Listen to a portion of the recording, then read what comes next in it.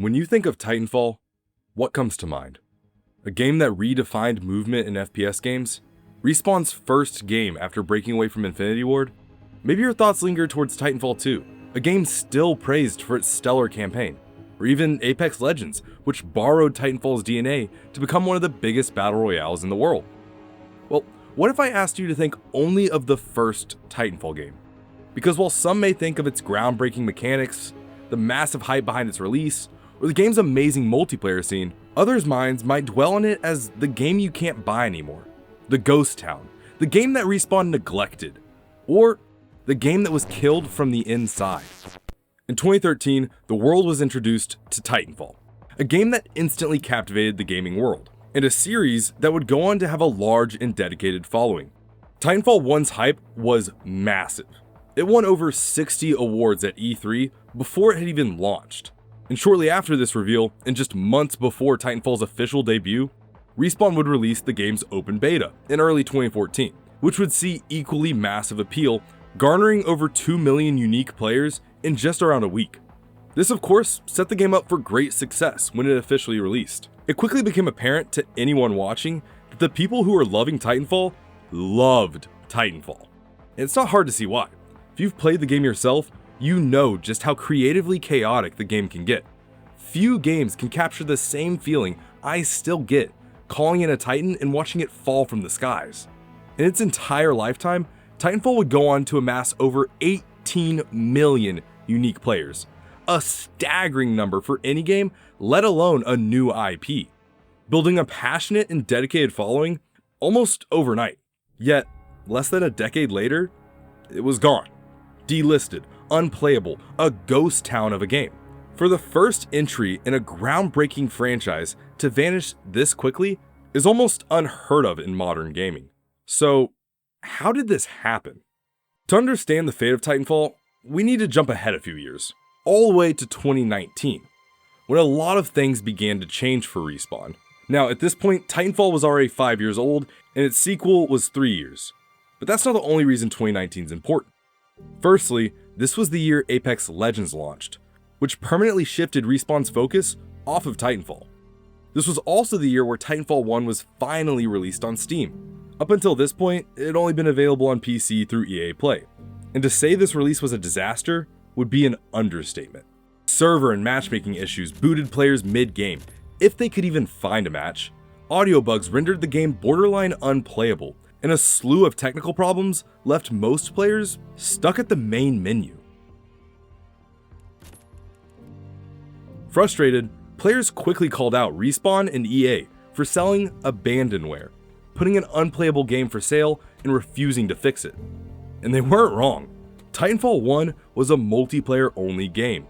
I mean, even its tutorial required a server connection. If the servers weren't functional, then the game simply didn't exist. But this wasn't the end of Titanfall's troubles. It was merely the beginning. Yes, the Steam edition would receive some much-needed patches for the audio and matchmaking errors it released with, but that didn't mean that the game was in a playable state. Because as the years had passed, Respawn's attention to Titanfall had dwindled, and so did the security of its servers. Hackers and cheaters became unavoidable, and after Apex Legends launched, the problem began to spiral out of control. It became clear that Respawn had turned a blind eye to Titanfall's crumbling state, prioritizing their newest title instead. At first, this meant the usual: aimbots, wall hacks, and lobbies filled with bots. But things escalated. Some hackers would take things a bit further, DDoSing players, making some feel it was unsafe to even have the game installed. And it didn't stop with Titanfall 1. These same issues began creeping into Titanfall 2, further driving players away from the franchise. But even with all this, the community refused to give up. They relentlessly called on Respawn to do something, anything, to save their beloved game. And from this struggle, a movement was born. Save Titanfall. Launched in 2021, Save Titanfall became a hub for the community to voice their frustrations, document the game's decline, and, above all, demand Respawn's attention. The movement was massive, frequently gaining enough traction to get #SaveTitanFall trending on Twitter. Respawn was bombarded with tweets, mentions, and direct calls for action. And this is where things get messy. By messy, I mean that this iceberg goes much deeper than I could have ever imagined, but I'll try my best to give a general overview. See, during this time of Titanfall lawlessness, multiple factions emerged within the chaos. There were the usual cheaters, players using hacks purely to disrupt the game, but some took it even further, creating a blacklist system that could lock specific players out of Titanfall servers entirely. If your name ended up on their list, you simply couldn't play. Then there were your self-proclaimed defenders, hackers who claimed to be fighting back, kicking cheaters out of games, and exposing vulnerabilities in Titanfall's code. Some saw them as vigilantes, while others saw them as just another faction of bad actors. Within these factions, there were those who wanted to take the fight directly to Respawn, which, as we now know, is exactly what happened. On July 4th, 2021, Apex Legends was hacked on a massive scale. Players couldn't queue into matches, game mode titles were changed to eerie messages reading SaveTitanFall.com, TF1 is being attacked, so is Apex. Some players even received pop-ups directing them to the website. Respawn's Golden Goose, their biggest success, was under siege. Apex wasn't just broken, it was hijacked. And for the first time in years, Respawn had no choice but to pay attention. Now, to be clear, the SaveTitanFall.com website, which had already been active for months before this hack, released a statement that the people behind the movement were not responsible for the Apex hack. The community at large was not responsible. This hack was orchestrated by a few members taking matters into their own hands in a highly controversial way. And Respawn quickly responded, regaining their control of the Apex servers in just a couple hours. They released a server update and assured players that the hack hadn't compromised any personal data.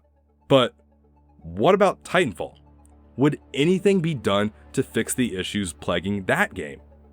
Well, while Respawn did eventually get around to fixing many of the issues that had seeped into Titanfall 2, the original Titanfall's fate would not be so lucky. Towards the end of 2021, Respawn would release a now infamous message to the community, stating that they would be discontinuing new sales of Titanfall 1, removing it from subscription services, and essentially abandoning the title altogether. They did stress that they would be keeping servers up for the game, but by now, the damage was done. This announcement came only 7 years after Titanfall 1's release. It only took 7 years until the game couldn't even be purchased anymore. And today, Titanfall 1 is empty. I mean, you might be able to find a match with some coordination, but with the flow of new players being cut off for the past 4 years, and the only way to play the game being through physical copies or sketchy sites, the game's fate has been sealed. Respawn effectively neglected their breakout game into its demise. The player base that stuck with it was overwhelmed with hackers and bad faith actors who ruined the game for anyone playing it. This leaves Titanfall 2 as the last remaining bastion of the franchise, until the ever-elusive Titanfall 3 comes out, which is itself highly doubtful. Thankfully, there are some community and fan-made projects working to bring some sort of Titanfall 3 back, but we'll see how long that takes. Titanfall 1's story is an enigma.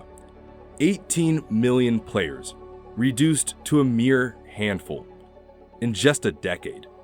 A game that once felt like the future of FPS, now not even playable.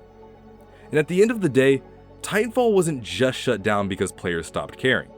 It was abandoned by the very people who made it. A game doesn't die overnight, but without support, even the most passionate community can only do so much. And in Titanfall's case, sometimes too much. For those that were there, Titanfall 1 won't be forgotten. But for everyone else, it's just another lost game. Hey everyone, I hope you enjoyed this video. If you did, there's a good chance you'll like my video on Titanfall 2, which I made just a couple months ago. If you're new here, consider subscribing. If you're watching this video on the day it released, there's a good chance I'm streaming right now. If you missed it, don't worry. I stream every Tuesday and Thursday nights, so hop in and join the fun. Consider joining the Discord if you want to help the community grow and want live updates on new videos and streams. It's always in the description below. As always, I appreciate you watching. Consider leaving a like or even subscribing, and I'll see you next time.